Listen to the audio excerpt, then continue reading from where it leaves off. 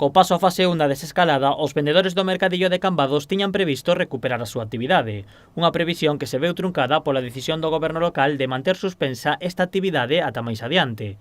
Dende o Partido Popular critican esta decisión e sospeitan que ven motivada pola intención do goberno local de trasladar o mercado á Rúa Nova. Hai que practicar o diálogo. E o diálogo ten que inicialo o goberno, que só é o goberno municipal quen quere facer un cambio.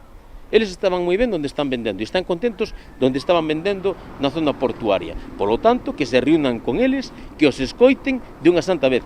Os populares cargaron contra a alcaldesa e contra o concelleiro de Economía. Acusan a Fátima Val de estar desaparecida e a Xurxo Charlín de actuar como un mafioso siciliano. Eles queren cumplir o seu compromiso de trasladar o mercadillo para as rúas do centro e resulta que no centro non falaron con nadie e ten que ser cando el diga. Quere aproveitar esta pandemia, quere aproveitar estas circunstancias especiales nas que estamos a vivir para trasladar de momento aos vendedores de alimentación.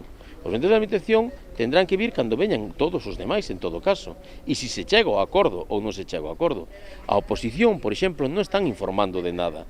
Se está a vivir, esta xente teñen unha problemática, queren empezar a facturar, queren empezar a vender, son pais e nais de familia que teñen que darlle de comer aos seus fillos. Dende o Partido Popular non ven un motivo para realizar este cambio. Consideran que o bipartito non ten informes avalados para leválo a cabo, ou que polo menos non os ensinou nin a oposición, nin os vendedores, nin os propios veciños. Cal vai ser a aglomeración que vai haber aquí? Hai unha preocupación latente por iso, e despois tamén por o plan de evacuación. Pensou se hai previsto un plan de evacuación? Se hai unha emerxencia nunha casa, se hai que entrar unha ambulancia, é que aquí hai unha confluencia de moitas calles e ese servicio estamos vendo que queda anulado e que tampouco está previsto, ou polo menos non se nos ha feito, non se fixo chegar en ningún momento, nin a veciñanza, nin os comerciantes. Por todo isto, o Partido Popular entende que é lexítima a petición dos vendedores e comerciantes de reunirse co Concello para coñecer cales serían as condicións do traslado do mercado á nova localización.